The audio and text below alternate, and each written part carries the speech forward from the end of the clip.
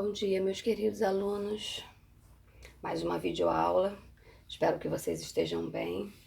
Hoje nós vamos falar sobre o capítulo 16 de Língua Portuguesa 1. Vamos dar continuidade ao assunto que iniciamos, que é verbo, mas ainda não encerramos nesse capítulo. Temos mais um capítulo ainda falando sobre verbo, tá certo? Então vamos lá.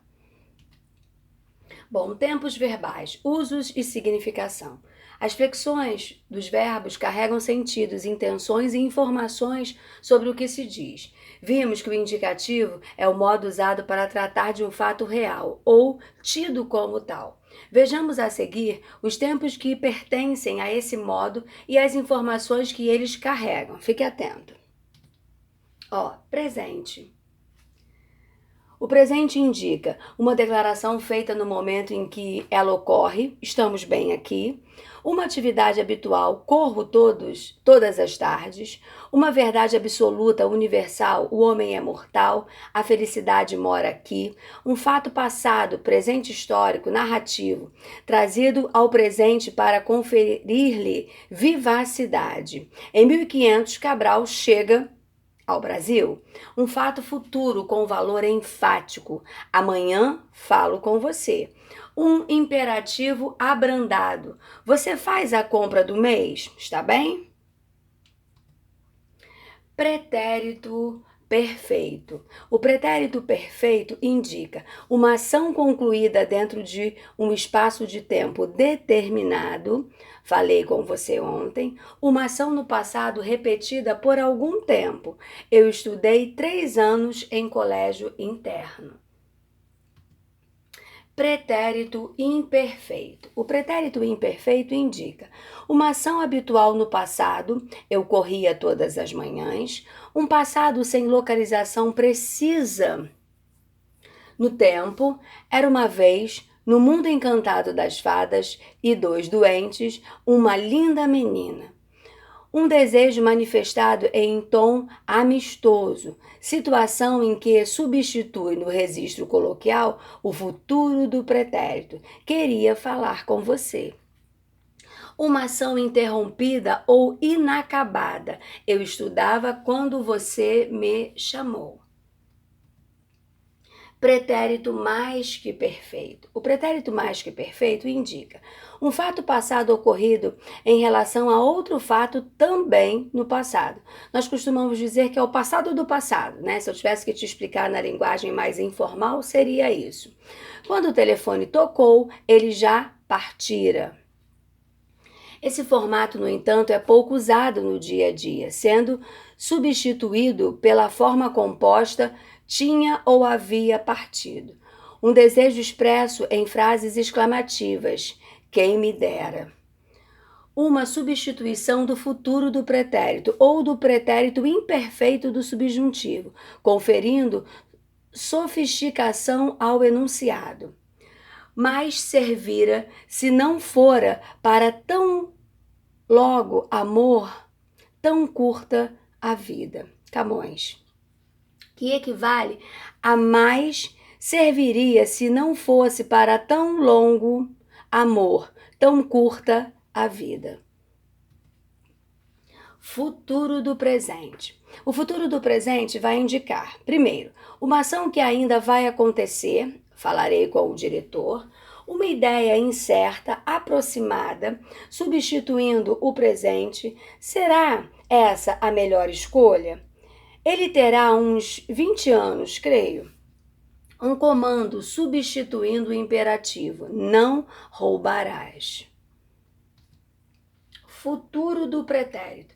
O futuro do pretérito indica, então vamos lá, primeiro, uma ação futura em relação a uma ação no passado.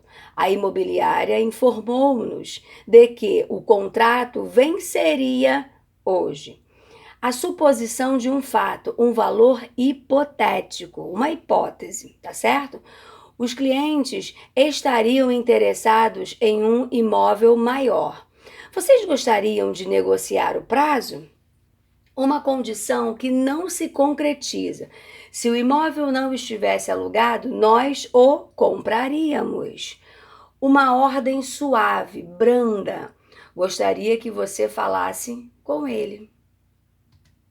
Bom, agora vamos falar sobre o modo subjuntivo. O modo subjuntivo apresenta situações de incerteza, de dúvida, de possibilidade. Essas situações podem ocorrer no presente, no futuro ou em relação a fatos do passado, porém, sem precisão das noções temporais. Então vamos lá, vamos lembrar desse tempo verbal. É possível que a compra do imóvel esteja em seus planos. Associação com o tempo presente. Que você seja muito feliz neste novo ano. Expressão de um desejo de que algo se realize. Olha, coloquei aqui para você o pretérito imperfeito. Se fosse importante, ele teria nos contado a verdade. Associação com o tempo presente. Coloquei uma tirinha ali que diz assim, ó, do Calvin. Tem algum monstro debaixo da minha cama hoje? Não, nenhum não. E tivesse algum monstro debaixo da minha cama, qual seria o tamanho dele? Muito pequeno, vá dormir. E aí ele grita pela mãe. Olha só, na tira, o verbo ter aparece destacado no terceiro quadrinho, quando ele diz assim: e tivesse algum monstro debaixo da minha cama, qual seria o tamanho dele? Tivesse participando da formulação de uma hipótese, de uma possibilidade. Você percebe que não é certeza.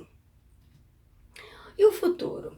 Quando a compra estiver em nossos planos, avisaremos. Indicação de uma possibilidade a se realizar no futuro. Uma possibilidade. Modo imperativo. O modo imperativo é usado para interpelar o interlocutor e atender ao locutor, e se refere sempre ao presente. Pode ser usado para dar um comando propriamente dito, um conselho, para fazer um convite ou uma sugestão, além de poder assumir as formas afirmativa ou negativa. Observe a tira, ó, coloquei agora uma tirinha do H. Seja sincero, se você não consegue se lembrar do nome das pessoas, quando as apresenta, é melhor dizer logo: você tem razão, desculpe, eu não consigo lembrar seu nome. E aí ela fala: Elga. Na tira acima, ao dizer seja sincero, Elga usa o imperativo afirmativo em tom de conselho. Ó, seja sincero. Bom, agora vamos falar sobre o emprego das formas nominais. Infinitivo impessoal. Bom, quando nós vamos usá-lo? Para expressar uma ideia genérica, é preciso amar as pessoas. Para expressar ordem, não falar alto. Para complementar nomes ou verbos, regido de preposição. Os alunos foram impedidos de participar. Em locuções verbais, não se pode falar alto. Com os verbos deixar, mandar, fazer, verbos causativos. Deixei-a estudar por horas. Com os verbos sentir, ouvir, ver, sensitivos. Eu a vi estudar por horas. Agora nós temos o infinitivo pessoal. Quando vamos usá-lo? Quando sujeitos são diferentes e estão expressos por grupos nominais. Eu fiz os alunos estudarem essa matéria. Se tu não notares a semelhança, é porque ela é pequena. Para indeterminar o sujeito, não trabalhei tanto para não me darem o que mereço. Quando houver reciprocidade, fiz os alunos se entenderem no trabalho. Gerúndio. Para indicar uma ação verbal acontecendo no momento da própria enunciação. Veja o que eles estão fazendo. Para indicar tempo em relação a um fato específico. Sabendo a hora, avise-me da chegada dela. Para indicar simultaneidade de fatos. Concomitância. Ver filme comendo pipoca é muito bom. Para indicar uma continuidade de uma ação, ou seja, indicar que ainda se desenvolve. As pessoas estão falando, sem parar. Para expressar estado, função adjetiva. Havia naquela sala pessoas falando alto.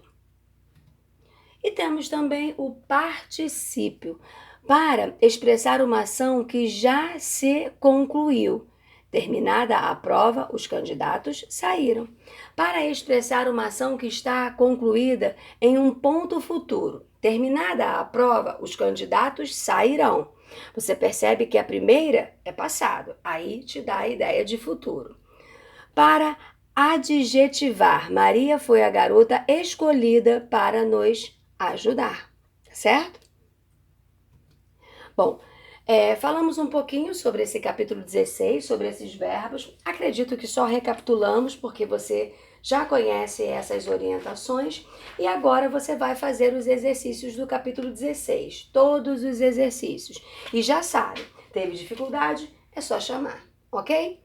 Bom, então faça as suas atividades com atenção. Se precisar, assista a videoaula novamente, leia a sua apostila para que você faça os exercícios sem grandes problemas. Bom, tenha uma excelente semana, continue em casa cuidando da sua saúde, que é muito importante, tá certo? Fiquem com Deus. Um grande beijo.